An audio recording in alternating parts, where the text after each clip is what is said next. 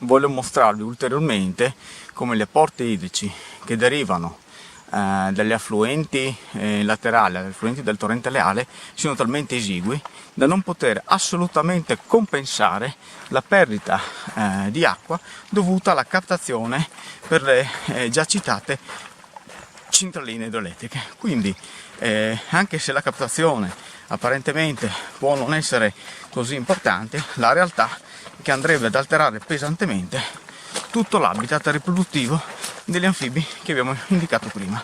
Ecco, vediamo che siamo al 1° giugno e che la portata d'acqua di questi affluenti del Leale è talmente minima da disperdersi sul manto ghiaioso.